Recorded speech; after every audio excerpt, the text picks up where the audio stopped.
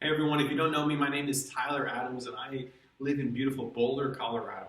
I have the opportunity to serve some fantastic teenagers in Boulder County, and it's one of the things I love the most. I also love CrossFit, I love coaching soccer, I love the mountains, but I really, really love traveling. And one of my goals was to visit 30 countries before my 30th birthday. And am glad to say that I was able to accomplish that even amidst all of this coronavirus craziness that's going on. And so people often ask me, Tyler, what's the most favorite place you've ever been to? And I can't just name one, but one that makes the top 5 every time is this place called Dubrovnik, Croatia. Now, Dubrovnik is on the coast of the Mediterranean. It's beautiful. They actually shot some scenes of Game of Thrones there, so you know it's pretty. But during my time in Dubrovnik, I had a chance to take a boat ride to Hvar, which is an island off the coast of Croatia. So I jump on this boat, I squeeze in, I sit down next to 2 people, I'm shoulder to shoulder with them, and I pop a Dramamine because I get seasick. And I am so glad that I did. Because 20 minutes later, these storms start coming in and the boat is rocking back and forth and luggage is flying all over the place. And people are grabbing onto handrails and each other, just trying not to fall over. I think I saw at least 5 people get up and run to the balcony because they had to throw up. It was crazy. The weather was actually so bad that we were the last boat that was allowed on the water, and they canceled all other trips after that. And the reason I tell that story is because it made me feel completely out of control and at the will of the sea. And it made me wonder what I turn to or where do I go when I feel out of control. And perhaps you're feeling the same right now in this coronavirus pandemic. Maybe you feel out of control. Here are some numbers that are a little eye-opening and jarring. We've seen over 22 million unemployed Americans, which equates to about 1 in 10. We've seen that domestic abuse has increased by 35% in the matter of weeks. We've seen that 36% of Americans say that the coronavirus has negatively impacted their mental health. And this is for a country that faces almost 50,000 suicides a year. And so if there is one word to describe the situation that we're enduring, it's that this is uncontrollable. And so where do we turn? And what do we go to when everything feels like it's spinning out of control? And for this, I am so thankful for the Bible. Because the Bible has these answers, and it reminds me of a story of a guy named Jonah. And I wanted to share his story with you today, because I think it relates to what we're going through right now. So follow along with me as we turn to Jonah chapter 1. It says, "The word of the Lord came to Jonah, son of Amittai. Go to the great city of Nineveh and preach against it, because its wickedness has come up before me." But Jonah ran away from the Lord and headed for Tarshish. He went down to Joppa, where he found a ship bound for that port. After paying the fare, he went abroad and sailed for Tarshish, to flee from the Lord. Now, right away, we need some context. We need to understand who this Jonah character is and what's going on. And so we know that Jonah is an ancient prophet and that God comes and tells him to go to Nineveh. And he doesn't go. And we can look at this judgmentally and say, how could you not listen to God? But if we put this in context, we understand that Nineveh was the capital city of the Assyrian Empire, which was the empire that destroyed Jonah, his people, and his city. It would be the modern day equivalent of saying, hey, Tyler, I want you to go to Damascus in the height of ISIS's power. This is a crazy idea. And so I don't blame him that he didn't go. I would do the exact same thing. And just geographically speaking, we know that Tarshish is in the Mediterranean and Nineveh is in Mesopotamia, so they're at the opposite ends of the spectrum. But if you're trying to find a vacation, you don't want to go to Nineveh, all right? So I know from traveling, I'd much rather go to Tarshish. But anyway, let's keep going with the story. It says, "Then the Lord sent a great wind on the sea, and such a violent storm arose that the ship threatened to break up," kind of like the storm that I was in. "All the sailors were afraid, and each cried out to his own God. And they threw the cargo into the sea to lighten the ship. But Jonah had gone below deck, where he lay down, and he fell into a deep sleep. The captain went to him and said, 'How can you sleep? Get up and call on your God. Maybe he will take notice of us so that we will not perish.' Then the sailors said to each other, 'Come, let us cast lots to find out who is responsible for this calamity.' They cast lots, and the lot fell on Jonah.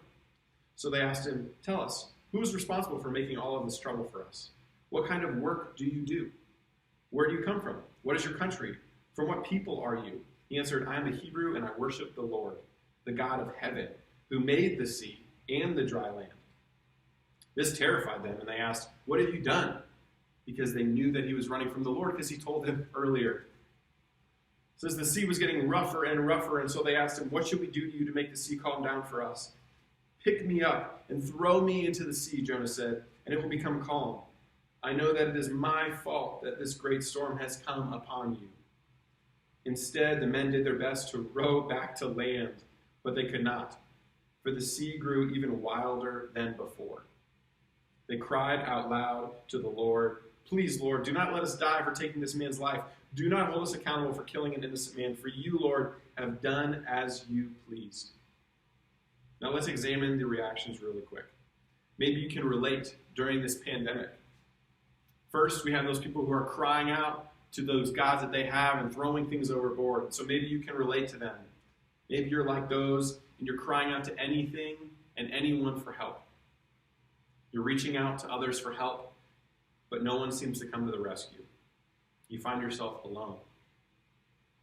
Or maybe you're like Jonah, who just wants to numb out and goes below deck and takes a nap. You kind of say, wake me up when this whole thing is over. And so maybe you're numbing yourself with sleep, or with food, or with alcohol, or with social media. And you think, if I just consume enough, I won't have to feel what I'm feeling. Or maybe you feel like the sailors who just need someone to blame. You need a defense mechanism for this discomfort that you feel. You're saying, it's the people who keep going out. It's their fault. You say, it's our government. It's their fault. You're looking for someone to blame. Or maybe finally, you think that if you just try harder during this time, like the sailors who are digging back in, trying to go back to sea, if you just paddle harder, everything will be all right. You say, if I just work harder, if I just make myself a better human during this time, I'll be okay. But no matter how hard you try, you realize that nothing is working. And so you feel stuck with no solution. The numbing, the blaming, the trying harder, nothing is working. And you need an answer. And the good news is that the story is not over. And here's what it says. It says, then they took Jonah and they threw him overboard, and the raging sea grew calm. At this, the men greatly feared the Lord, and they offered a sacrifice to the Lord and made vows to him. And here's why this matters for us today. Because the storm we face is not just the storm of the virus, but it is our life. This pandemic is not causing the uncontrollable. It is just revealing what is already there, and that we need rescuing from the uncontrollable that is our life. If we're truly honest, we would admit that all of life is uncontrollable, and that life is not as it's supposed to be. So how will we be saved if blaming, if trying harder, if just numbing out, if all of that is doing nothing for us? And the answer lies in Jonah. Because in Jonah, we see a man who was terrified, who disobeyed God, and yet God used even that, and even him, to save the men on the boat, and eventually Nineveh. In Jonah, we see an imperfect man who was sacrificed, and as a result, the sea calmed down. Jonah was imperfect, but he was pointing to something and someone that would be the better version of himself, the upgraded and leveled up version, and that person is Jesus. Jesus was the better Jonah. We need a Jonah, but a better version of him. We need someone who goes into the seas and storms of life, and as a result, the storms calm. By comparing him to Jesus, we see that Jesus is the better Jonah. Jesus obeys God's call instead of running away from him. And perhaps most symbolically, we see that Jesus also falls asleep on a boat. But it's because he has the power to calm the sea, and is a foretelling of what he will do when he willingly throws himself into the sea of sin and death so as to calm its waters for us. He rescues us from certain death and allows us to live anew. By recognizing Jesus as the better Jonah, we can believe he can conquer the storms of our life as well. So how do we do that? Because we know that no amount of blaming, of numbing, or of trying harder is going to fix us. The answer is to believe. It's to believe. The Bible says the work of the Father is this, to believe in the one he has sent. That is to believe in Jesus. Believe that he did what you could not do. That he sacrificed himself for you so that you could live with him. It is believing that Jesus lived the perfect life, doing what you could not do, dying when it should have been you, raising from the dead, because you were the one in the boat, and he calmed the seas and the storms of life on your behalf by sacrificing himself. It is believing in the sacrifice and believing that he came back to life for you so that you can have a relationship with him again. Jesus is the better Jonah. By believing in Jesus, we know that the man who endured the cross and suffering far more than we will ever endure, whether it's this pandemic or otherwise, is with us during our suffering, has gone before us, and he has not forgotten us. By believing in Jesus, we can laugh at the uncontrollable chaos and nature of the coronavirus because we know that God, our God, who stitched together the universe, is in control. And by believing in Jesus, we can respond to this crisis differently than the world.